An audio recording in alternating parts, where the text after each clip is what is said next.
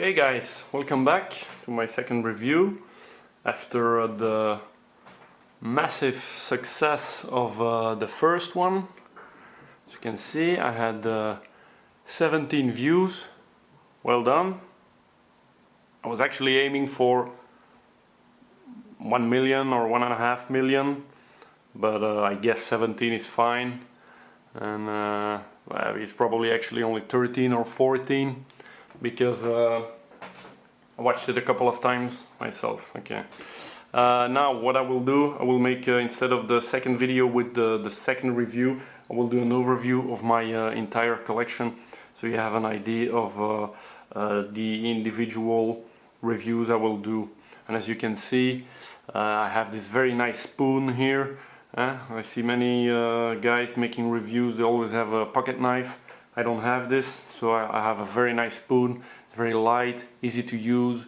You can eat cereals with it, or make music or whatever. It's very nice. And then you see, it's crazy when you look at this. Everything is upside down, and like this, it's not. It's really a crazy spoon. Really nice.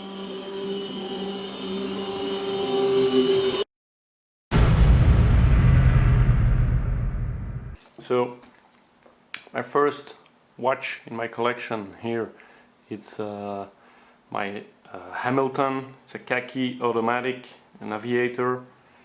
Bought it about 10 years ago, and it's really a great watch. I used to wear it every single day for almost 10 years, or maybe 7 years in a row or something, and I haven't got any problems ever since with it. It's really a tough, strong, very good watch.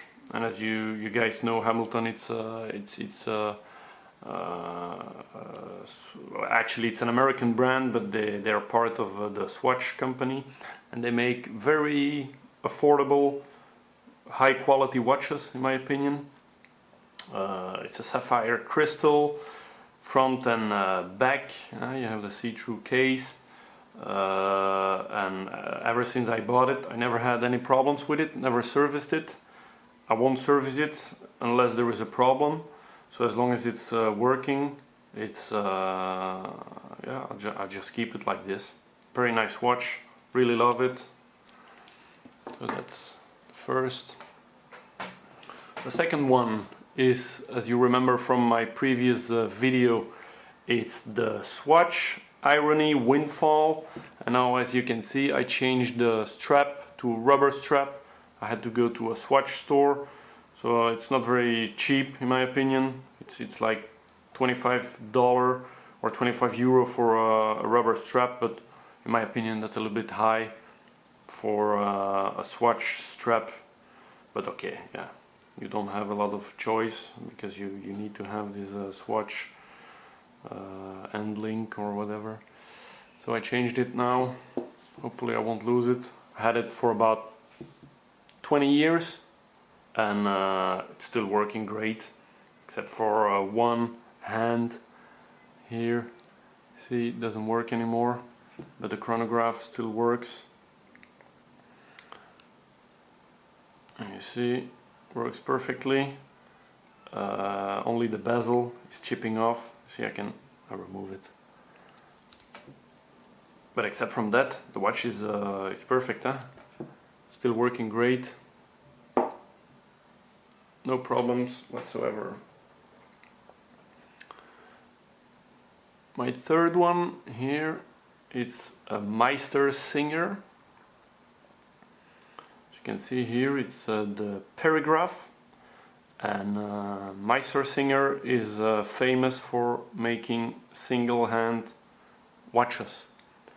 So as you can see, there is only the hour hand, and the idea of or the philosophy behind it at Meistersinger is actually to take your time. Those watches are just made for when you're, for example, on a vacation or in your free time. You don't need to know exactly what time it is. If you know more or less what time it is, it's fine. And that's the idea behind single hand watches from Meistersinger. I think it's a German brand, and as you can see now, for example, it should be around, I would say 625, more or less. I don't know if you can see that really well. Let me try it. See, it's about 625, but yeah, we don't really care. It's a very nice watch, sapphire crystal. It's an automatic movement. Usually they use Swiss ETA movements in their watches. Came on this leather strap. It's a crocodile print. It's not real crocodile, but it's a print.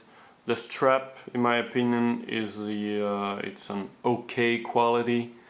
As you can see, there is some already some discoloration. I had it now for about a year, and it works great. Usually I wear it when I'm on holiday or in the weekends. Bought it in this very nice sunburst blue dial. I don't know if you can see, but it's a really nice dial. The color is really nice, especially when you're outside and the sun hits it. It's a really nice dial. Very beautiful blue, a deep blue. And then there is a date indication, and you can see it on this watch. There is a second disc with the date, and let me see if I can change the date. See, it turns in the opposite direction, and it's a really nice watch. Very nice. I just ordered a ostrich strap to come with it, so I hope it will be here soon, and I can replace it. Second one, then, oh, that was the third one, sorry. The next one is this one. It's a diver. It's a Unimatic Modello Uno. You can see it's an Italian watch. It's a new brand. They came out a couple of years ago, and this is their first model they produced. That's why it's called the Modello Uno. You can see it's inspired on the Rolex Submariner, and it's a watch I really like. It's not so expensive. I paid around, with shipping, 500 euro, and it's an automatic watch. They use a Seiko movement. I think it's the NH35. It's not so very expensive movement, but in my opinion it's fine as long as it works. As you can see, there is the bezel. It's not so easy to turn. I suppose for real divers, if you really want to use it to dive, then it's probably not gonna be easy because it's kind of hard. It's a 120 click bezel. It's kind of hard to turn it, and I suppose if you dive, you probably have diving gloves, and they're gonna be even more difficult, I suppose. So, but it's the diving style. I don't dive, so I don't care.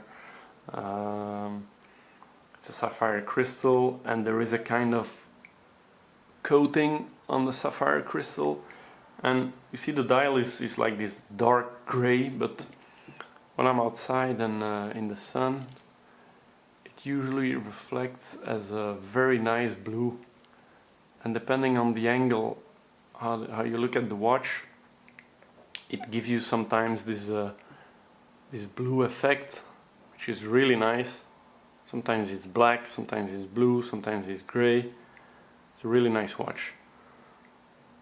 It's a limited edition, 200 pieces, but I see they make all their watches 200 pieces limited edition. I suppose it's because it's a minimum order when they have their cases produced. I guess it's in China. I think they have to order this amount. So, but still, there is this nice design on the case back. Probably not so easy to see. And there is this. It looks a little bit like this symbol from the nuclear power plant in The Simpsons. And actually, the thing they made on the back is a converter. So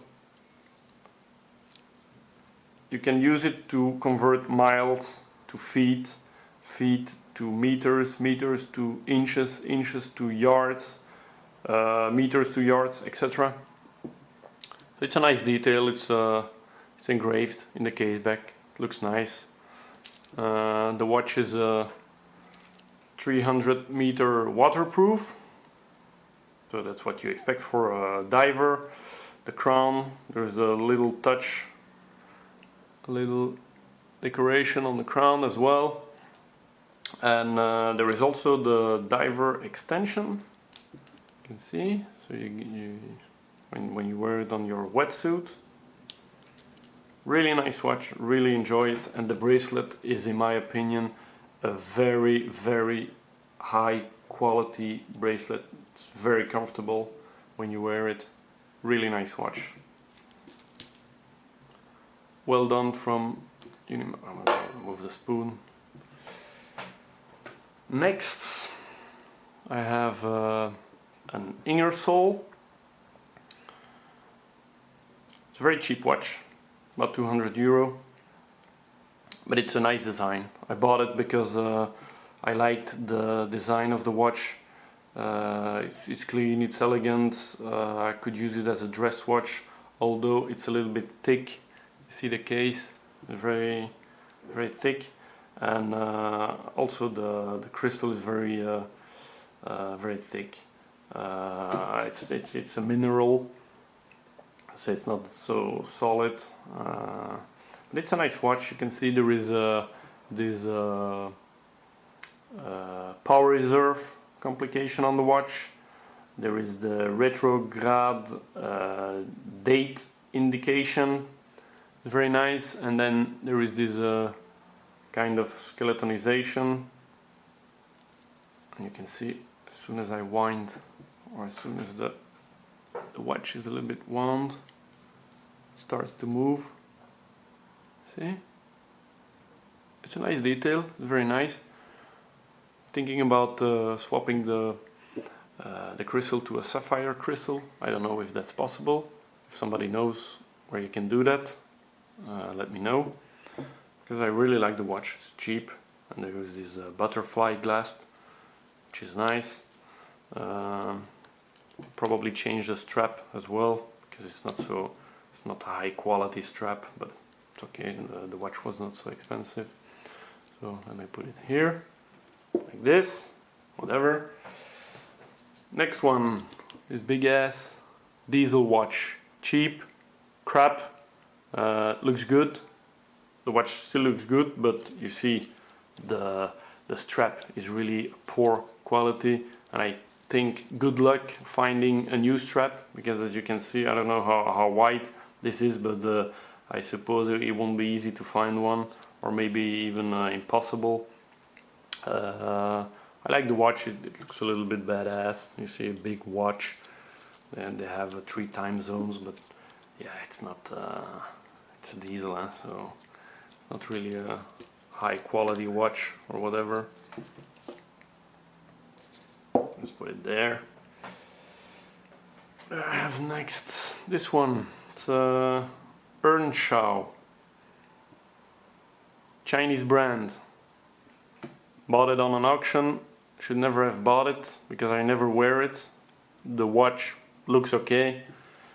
You have these those two, I think it's called balance wheels. It's a nice detail. You can see them working.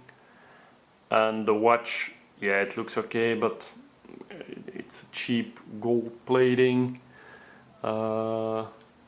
There's a see-through case back. It's okay, but actually I never wear it, so I'm gonna sell it. The strap is crap. It's a really cheap leather, or I suppose it's synthetic leather strap, and the buckle, it's horrible. It got this E from the brand Earnshaw, but actually when you wear it, it's really uncomfortable. Maybe if I put it on another strap it will be more comfortable and maybe I would wear it, I don't know.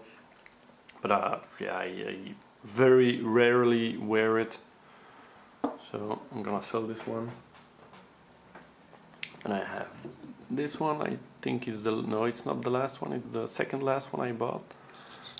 Try to focus, maybe it's black, it's difficult. So it's an Oris, it's an automatic, it's a ProPilot Air Racing V limited edition. And I think it's limited to 1000 pieces, so it's a limited edition. And they make all their Air Racing editions limited, but doesn't matter. I like the watch, looks really nice. It's black on black on black, triple black like I call it.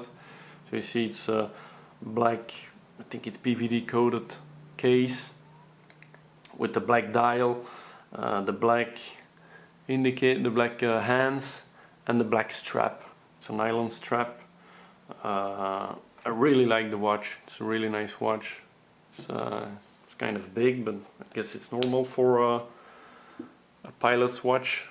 See, it's big, and it's really nice, sapphire crystal, and they have there is the in-house made movement from Oris. You know, with the black rotor. Of course, you cannot see it, but I suppose when you open the case back, you will see it. So I suppose there is the red rotor, the signature rotor from Oris. It's a really nice brand. It's not so famous. It's I think it's an underrated brand because it's one of the remaining private watch companies. All the other ones are from those big groups. This one is still a private company. They make their own movements. I think they make their own cases as well. And yeah, they're really not so expensive. It's they have really nice watches. So that's my Oris. Put it here. What else? There was the one. Yeah, that was the one I wanted to do a review with, from, and it actually called the one. It's a binary watch. But I need to change the battery. It's a very cheap, funny watch. Bought it about 8 years ago. See, it looks cool. It's a nice conversation starter. Here. Next one of my old Swatches. Bought it the day after I bought the Hamilton. It's a big yellow goldish kind of watch with a leather strap. I don't wear it that often, but I still wear it from time to time. It's a nice watch. There you go. Got another Swatch. It's System 51. Very cheap, completely made out of plastic, but I bought it because it's yeah, it's a small revolution in the world of watches. It's an automatic watch, only 51 pieces to make the movement, completely made by a machine. It's unserviceable, so you cannot open the case. It's a very nice watch. I think everybody should have a System 51 in their collection, because it's a milestone, I think, in the watch world. And this one is very big. This is my CeeSu. I think it's the Bravado. It's an American brand, and they make huge watches, as you can see. It's an automatic watch, but look how small the movement looks, and that's because the watch is so huge. The company started, and when they started, their idea was to make watches for these American football players who have huge arms, and for them it would look like a normal watch, but it's, as you can see, I think it's 52 millimeter. Look how huge it is. It's really big, so I rarely wear it. Usually when I wear it, it's in the weekend when I'm in with a training or a hoodie or something like that. Then I can pull it off, I think. But except from that, it's very difficult to wear this watch because it's so damn big. I think if you put all the links on it, it weighs a pound. So that's about 450 grams. So it's very heavy, very big. But except from that, it's a well-made watch. The case, the finish of the case is really nice. There is a sapphire crystal. So that's really big for a sapphire crystal, but they still made one. And on the back as well, it's also sapphire crystal. So you got a lot of crystal in this watch, and yeah, it's a well-made watch. You see, it's so big they put the crown here. Otherwise, if they would have put it here, it would go into your arm when you move your watch. So yeah, that's Sisu Bravado, and I see the company still produce watches. I have this for about 4 years now, I think. They're still making watches. And then the last one, I should actually not talk about it, but I'm gonna do it anyway, is this one. So you see, it's a fake Rolex. So how did I got this? Actually, it was a friend who visited me here a couple of months ago, or last year somewhere, and he bought it on a street market. And then when he came back, because I was working, and when he came back, he told me, "Ah, look, I bought a very nice watch." And I was looking at it and said, "Wow, you bought a Rolex?" And then he said, "Yeah, I gave it to me." And of course, as soon as you hold it, maybe you cannot see it like this, but as soon as you hold it, you can see it's a copy of a Rolex. At the first glance, it looks okay, but when you hear the movement, I don't know if you can hear it. It makes a lot of noise, so you see immediately it's a fake one. And on some details, you can see it's a fake one. The date, for example, now it's on 1, but that one looks okay. But the other numbers, it's a badly printed numbers. The details on the case are very bad. Of course, there is no serial number on the case. Yeah, in the bezel, inside the bezel, there is some engraving that is not perfectly straight, and then you can see the cutting, I think, of the case. It's really badly done, and you can feel. I don't have a Rolex, but you can feel it's a cheap watch. Okay, so when he left back home after his visit, he forgot it, and then he told me, "Yeah, just keep it. It's a piece of it's not worth a lot or anything." So yeah, he just left it here. I put it on a NATO strap, but actually I never wear it. You can see this is the original bracelet. This is really a poor, bad quality. The clasp doesn't even work properly. Yeah, like this.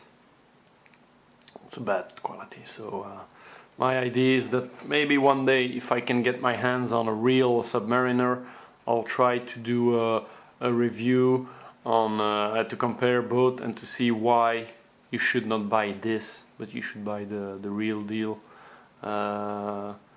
because I think he paid it around €100, and I told him for that you can have a nice Seiko or a Swatch, or and at least you have a real good watch, whereas this one, it's really trash.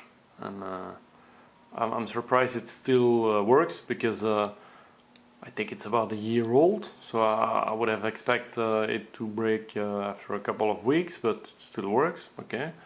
But yeah, my idea is never buy a fake, doesn't make any sense.